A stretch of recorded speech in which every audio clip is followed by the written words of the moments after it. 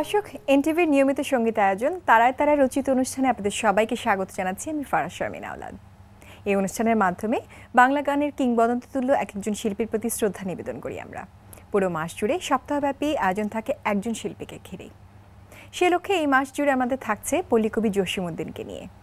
জসিমউদ্দিনের গান শোনাতে আমাদের স্টুডিওতে আমরা আমন্ত্রণ জানিয়েছি শিল্পী সোহাগকে। সোহাগ, আপনাকে আমন্ত্রণ জানাচ্ছি আমাদের আজকের অনুষ্ঠানে।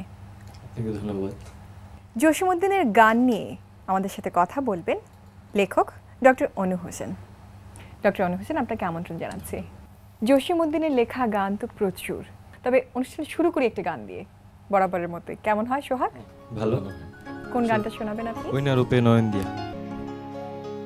ওই না রূপে নয়ন দিয়ে আমার গৃহে থাকা হইল আমার প্রাণ যা।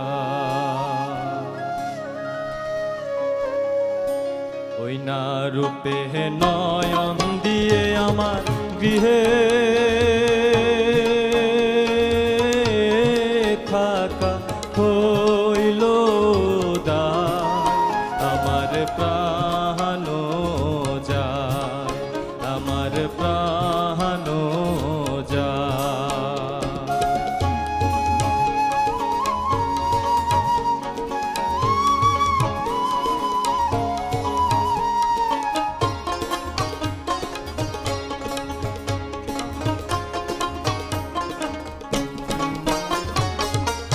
হলুদের ডুবু ডুবু ইন্দ্রধনুর বহরণ টুকু। হলুদের ডুবু ডুবু ইন্দ্রধনুর বহরণ টুকু। নয়নের পথে সেরু বসিল হিয়া প্রাণ যায়, আমার প্রাণ যায়।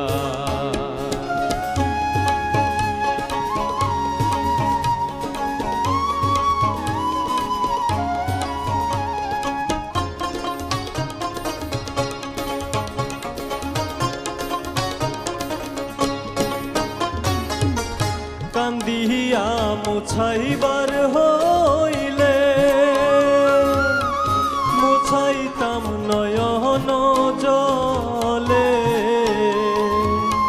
কান্দিয়া মুছাইবার হইলে মুছাইতাম নয়ন জলে। নয়ন জলে সেই রূপ দ্বিগুণ জলে।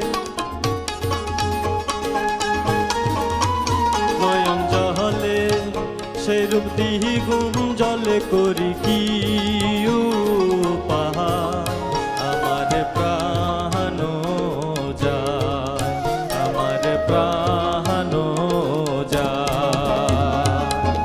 ওই না রূপে নয়ন দিয়ে আমার গৃহে থাকা হইল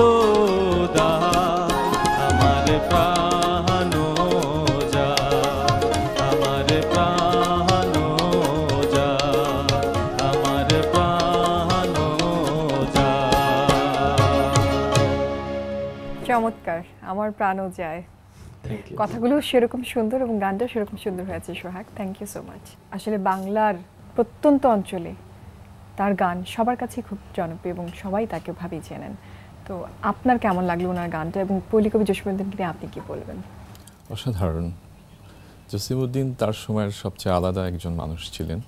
তার যে লেখা, তার গান, তার কাহিনী কাব্য, তার নাটক, তার কাব্য নাটক সবটাই ছিল ভিন্ন। আসলে এই যে জাতীয় সাহিত্য পুনরুদ্ধারের জন্য যারা কাজ করেছিলেন, জসিমউদ্দিন সেই ব্যক্তিটি। এবং সবাই যখন আধুনিক হওয়ার জন্য চলে গেলেন, আধুনিক মানসিকতা নিয়ে কবিতা পুরনো ধাঁচ বদলে দিতে চাইলেন, নতুন কিছু লিখতে চাইলেন, জসিমউদ্দিন কিন্তু খুব সচেতনভাবে সেখানেই থেকে গেলেন। কেউ কেউ উপেক্ষাও করলেন তাকে, যেহেতু তিনি পুরনো জায়গায় চলে রইলেন। সেখানে এই নিঃসঙ্গতা কিন্তু তার লেখার ক্ষেত্রে, তার গানের ক্ষেত্রে, তার কবিতার ক্ষেত্রে, তার কাহিনী কাব্যের ক্ষেত্রে কোনো বাধা হয়ে দাঁড়ালো না, কারণ তিনি প্রবল আত্মবিশ্বাসী কবি ছিলেন, প্রবল আত্মপ্রত্যয়ী কবি ছিলেন। জসিমউদ্দিন সেই জায়গাটা ধরেছেন যেখানে আমাদের চিরায়ত বাংলাকে পাওয়া যায়। এবং ওনার গানের আবেদনগুলো এই জন্য বিভিন্ন প্রকৃতির অংশগুলো সেই এক্স্যাক্টলি সেভাবেই আর কি প্রকাশ করেছেন। জসিমউদ্দিনের সমকালে যারা ছিলেন কবি লেখক, তারা কিন্তু সবাই প্রথম কাব্যগ্রন্থ প্রকাশের পরে এক ধরনের বিবর্তন ঘটেছে। কিন্তু জসিমউদ্দিনের ক্ষেত্রে অদ্ভুত ব্যাপার, ওনার প্রথম কাব্যগ্রন্থ বের হয় 1927 সালে রাখালি। উনি কিন্তু সেই যে রাখালি এবং আজকের যে গান, ওনার কিন্তু কোনো বিবর্তন নেই, কিন্তু ওনার বিস্তার আছে। অন্য কবিরা সবার মধ্যে এক ধরনের দেখবেন যে ধীরে ধীরে বিবর্তন ঘটেছে, জসিমউদ্দিনের বিস্তার ঘটেছে। উনি সর্বতভাবে, সমগ্রভাবে, একান্তভাবে, নিরবচ্ছিন্নভাবে এই জীবনের চর্চা করে গেছেন। সেটা লোকজীবন, লোক বাংলার জীবন, লোক সংস্কৃতি।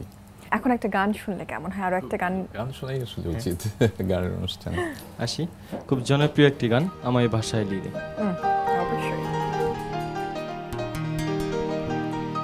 আমায় ভাষাইলি রে, আমায় ডুবাইলি রে, অকুল দরিয়ার বুঝি কুল নাই রে।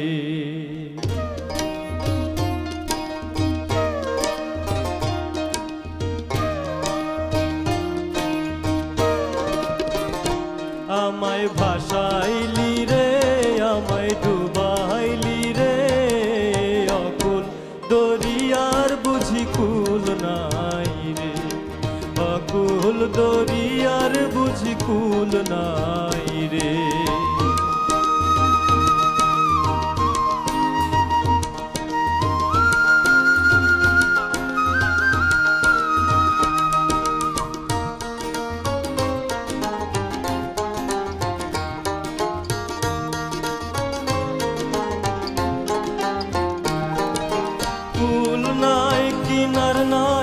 নাইকা দইরার পারি,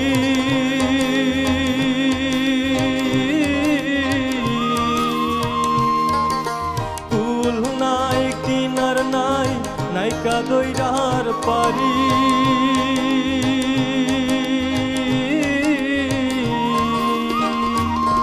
তুমি সাবধানে চালাইও মাঝি আমার ভাঙা তরি রে, অকুল দরিয়ার বুঝি কুল নাই রে, অকুল দরিয়ার বুঝি কুল নাই রে।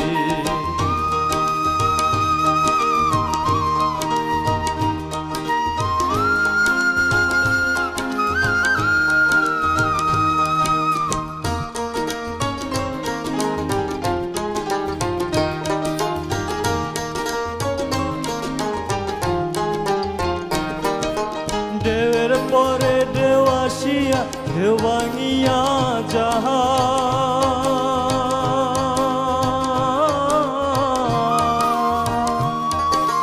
ঢেউয়ের পরে ঢেউ আসিয়া ঢেউ ভাঙিয়া যাহা।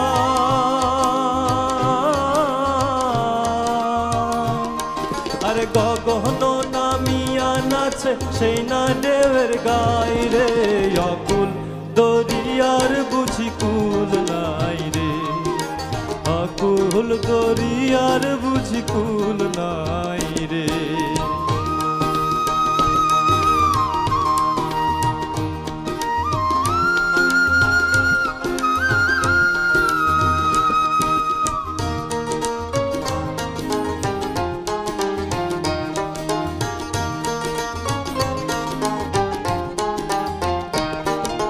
তার উপরে ছায়ায় দুলে সন্ধ্যা মনের ঘর,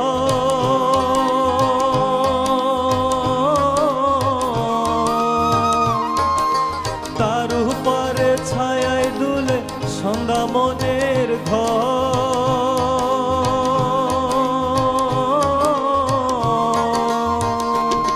সেটা কুম্বা কন্যা কেশের সিন্ধু ছড়াই জলের পর রে, অকুল দরিয়ার বুঝি কুল নাই রে, অকুল দরিয়ার বুঝি কুল কুল নাই রে, আমায় ভাসাইলি রে, আমায় ডুবাইলি রে, অকুল দরিয়ার বুঝি কুল নাই রে, অকুল দরিয়ার বুঝি কুল নাই রে, অকুল দরিয়ার বুঝি কুল নাই রে। চমৎকার সোহাগ, চমৎকার হয়েছে। Thank you. এই গানগুলোর কথাগুলোও কিন্তু মানে এটা কিন্তু একটা মেটাফোর, এবং মধ্যযুগের যে সমস্ত গান লেখা হতো আমরা শুনছি একরকম, কিন্তু এর ভিতরে কিন্তু অন্তর্নিহিত অনেক কিছু থেকে যায়। এখানে কুল নাই, কিনার নাই, আপনি যদি খুঁজে বের করেন তাহলে দেখবো আমরা যে এটা কিন্তু তার প্রাত্যহিক জীবনের কথা বলছেন, তার প্রাত্যহিকতা, তার জীবনযাপন, তার অপ্রাপ্তি, তার অচরিতার্থতা, এবং শেষ পর্যন্ত তার যদি কোনো অপ্রাপ্তি থাকে সেটা কিন্তু শেষ পর্যন্ত উনি বলছেন সেই স্রষ্টার কাছে, যে ভাঙা তৈরির কথা বলছেন। আমরা যদি ঠিক রবীন্দ্রনাথে চলে যাই দেখব যে তাই তোমার আনন্দ আমার পর, তাই তুমি এসেছ, আমি নইলে ভুবনেশ্বর তোমার প্রেম হতো যে মিছে। এখানে কিন্তু স্রষ্টা এবং সৃষ্টি, দেখেন সৃষ্টি যদি না থাকে স্রষ্টা কিন্তু মিথ্যে হয়ে যায়। রবীন্দ্রনাথ এইভাবে দেখেছেন, জসিমউদ্দিন দেখেছেন যে তার কাছে দাবি, তার কাছে নিবেদন, এবং এইভাবেই কিন্তু একজন আধুনিক কবি চিরায়ত হয়ে ওঠেন। তার চিন্তার ক্ষেত্রে, তার জীবনের ক্ষেত্রে এরকম হয়। আসলে তার চিন্তা ভাবনাগুলোকে প্রকৃতির সাথে এমনভাবে রিলেট করেছেন এবং অনুষঙ্গ প্রকৃতি থেকে বেছে নিয়েছেন বর্ণনা করার জন্য। চমৎকার। আমরা আরো একটা গান কি শুনতে পারি? আরেকটা গান সোহাগ? শিওর।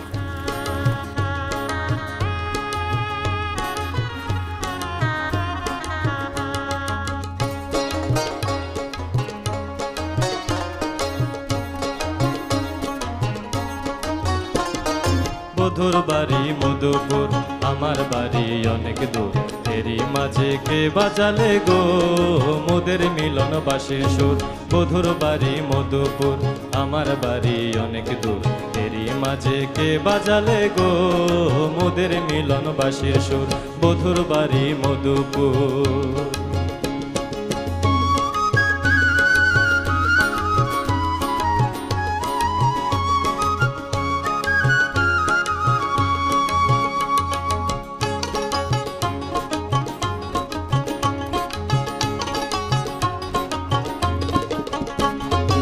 আমার বাড়ি ফরিদপুরে,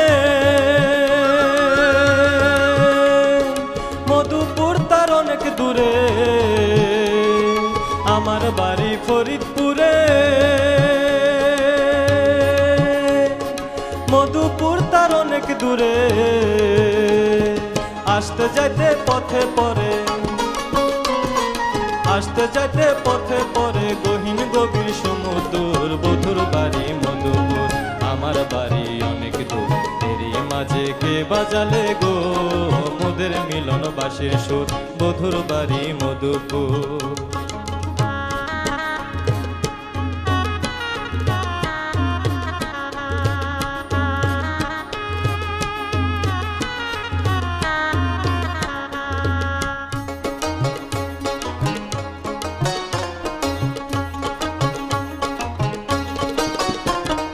মধুপুরের ফল বাগানি, ফল পাকিলে থরে থরে।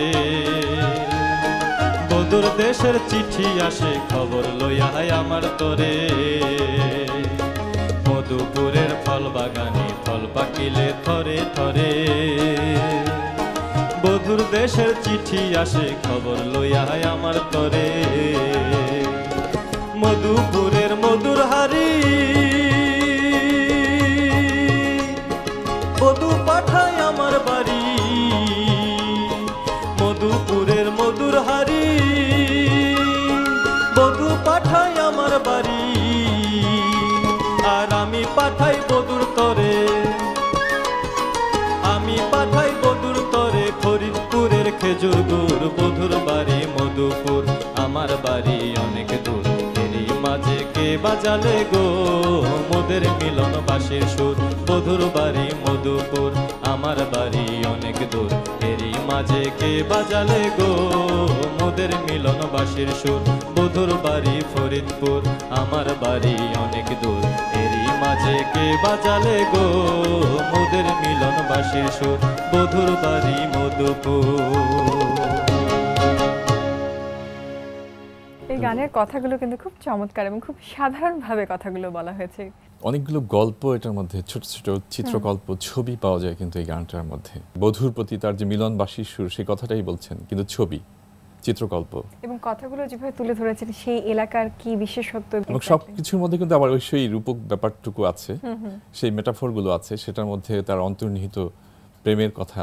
তার এই গান ছাড়াও তার গদ্যের কথা একটু বলা দরকার। গান তো আমরা শুনলে তার ব্যঞ্জনাতেই, সুরের ব্যঞ্জনাতেই বুঝে নেই, তার গদ্য কিন্তু মানে অসাধারণ, অসাধারণ, অভাবনীয়। এবং তার গদ্যের মধ্যে এই ধরনের আপনার চিত্রকল্প, ছবি, উপমা, সিমিলি, মেটাফোর এগুলো থাকবে ধরে ধরে। তার লেখা যে অনেকগুলো আত্মজীবনী, স্মৃতিমূলক লেখা আছে, জীবন কথা, ঠাকুর বাড়ির আঙিনায়, তারপরে স্মৃতির স্মরণী বহি, খুবই উল্লেখযোগ্য বাংলা সাহিত্যের এগুলো আত্মজীবনীমূলক লেখা। তার জীবনও তো খুব সাধারণ ছিল, আমরা যতটুকু শুনি, যতটুকু বুঝতে পারি।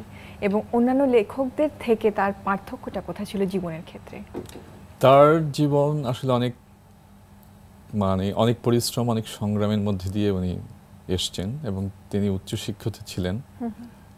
কলকাতা বিশ্ববিদ্যালয়, ঢাকা বিশ্ববিদ্যালয়ের মতো জায়গায় তিনি কাজ করেছেন এবং তিনি লোকসাহিত্যের সংগ্রহ কাজ করেছেন দীনেশ চন্দ্র সেনের তত্ত্বাবধানে।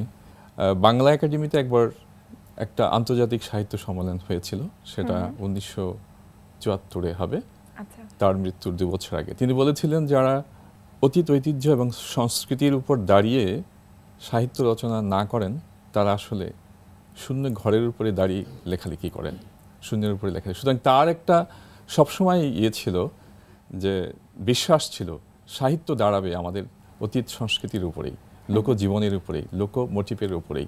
এবং তার পার্থক্যটা কিন্তু এখানেই। আধুনিকরা আধুনিক হতে চেষ্টা করলেন, সেখানে আধুনিকতার একটা ব্যাপার ঘটলো, আর তিনি হয়ে গেলেন আলাদা। সবাই তাকে আলাদা করলেন, তিনি আসলে আমাদের চিরায়ত কবি হয়ে রইলেন, চিরায়ত লেখক হয়ে রইলেন, চিরায়ত গদ্যশিল্পী হয়ে রইলেন। এবং আমাদের জীবনের ছবি কিন্তু তার লেখার মধ্যে যত হৃদয়শীলভাবে, যত আন্তরিকভাবে পাওয়া যায়, যত সহজে আপনি তাকে উপলব্ধি করতে পারবেন, যত হৃদয় দিয়ে উপলব্ধি করতে পারবেন, ততটা কিন্তু আধুনিকদের মধ্যে সেভাবে খুঁজে পাওয়া একটু মুশকিল হবে। মানে বাংলাকে উনি ওভাবে তুলে ধরেছেন, পুরো বাংলার রূপ চরিত্র যেরকম চমৎকার। অনুষ্ঠান আসলে আমাদের সময় একেবারেই শেষ, তো আরও একটা গান শুনবো আমি সোহাগের কাছ থেকে অবশ্যই। তবে যাবার আগে আমি একটু বিদায় নিতে চাই দর্শকদের কাছ থেকে। তার আগে আপনাদেরকে ধন্যবাদ জানাচ্ছি, অনেক ধন্যবাদ আমাদেরকে সময় দেওয়ার জন্য। এবং সোহাগ, অনেক ধন্যবাদ চমৎকার গান শোনাবার জন্য। ধন্যবাদ, এনটিভিকে ধন্যবাদ।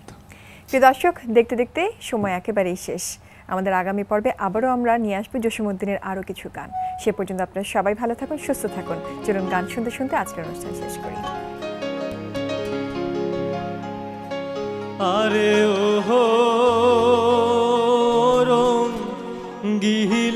রঙ্গিলানায়ের মাঝি, তুমি কবে ছাড়িবার না আমি যেন জানি রে রঙ্গিলানায়ের মাঝি,